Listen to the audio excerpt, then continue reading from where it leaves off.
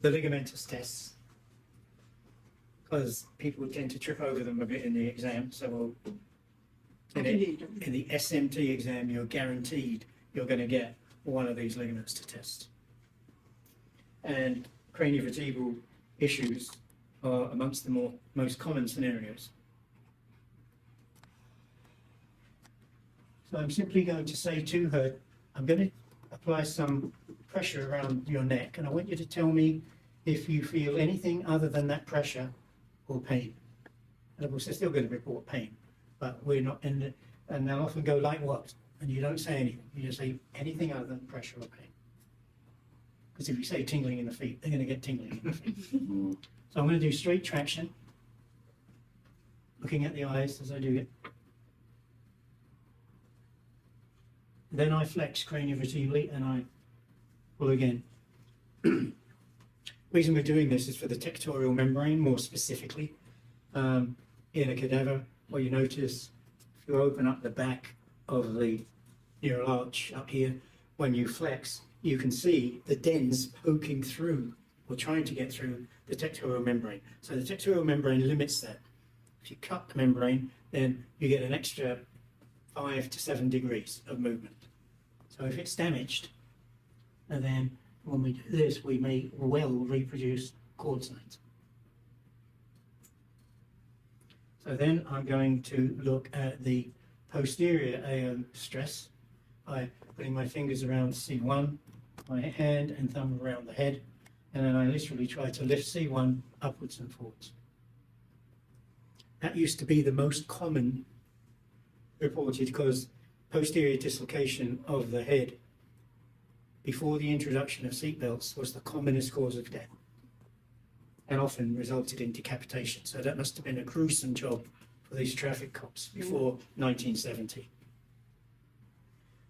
And still, if they get hit, if their forehead hits the steering wheel or anything, then you've got a really good chance that that test will come back positive. You're not specifically testing any ligaments, just general sensitivity. So now I'm going to place my thumbs over C1 and I'm going to fix C1 from the front and lift the occiput in an anterior shear. Then I'm going to go down and put my thumbs over the C2 transverse processes anteriorly, and now I'm going to try and lift C1 and the occiput together. That's the best test for the transverse ligament. And I'll go on to the shearing test, the lateral shearing test, fixing the occiput and C1. I attempt to fix C2 on the opposite side, now take C1 and the head to the right, and then switch hands. If you're asked to do that, watch how you answer the next question, which is what are you looking for with that test? And all you're looking for is laxity of the AA joint, laterally. Do not say a fractured dens, because that gets everybody excited. You can say an old, healed fractured dens, and that would be acceptable, but not just a fractured dens. And we could be looking at microdensia, adensia, the gristles. Gristles? Yeah, you would pick up Grisel syndrome, especially if the dens has been eroded completely, and that's a possibility.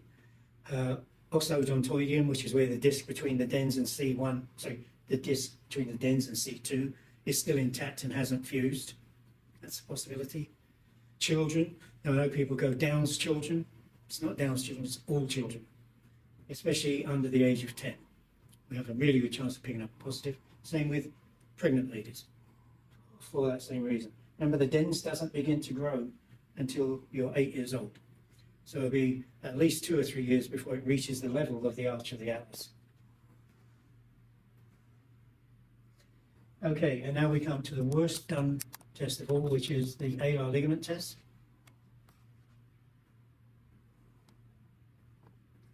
And what I'm going to do is bring 2 separate forces to bear on the C2.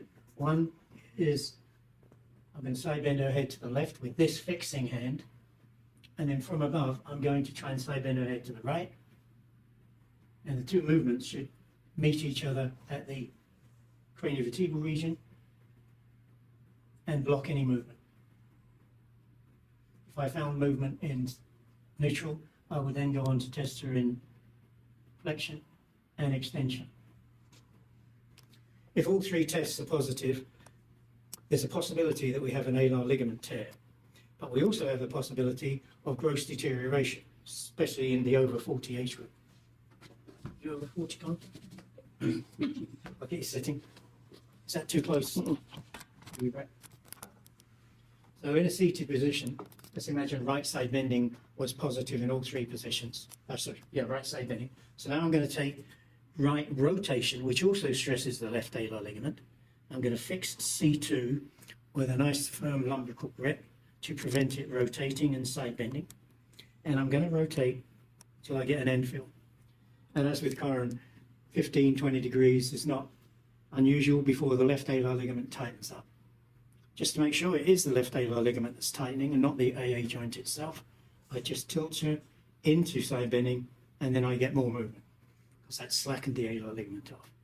So that would be a negative test. So I'm thinking, okay, if it's not the alar ligament, it might be degenerative changes. We stand up for me. I'll get you sitting around the other way. Oh. So now I'll go to the other side and I'm going to check left rotation, fixing C2. And what I'm going to see, if this is a degenerative region, you'll see getting up to about 30, 35 degrees before it tightens. So it looks like a positive in sitting. So we've got positive right side bending in lying, positive left rotation in sitting.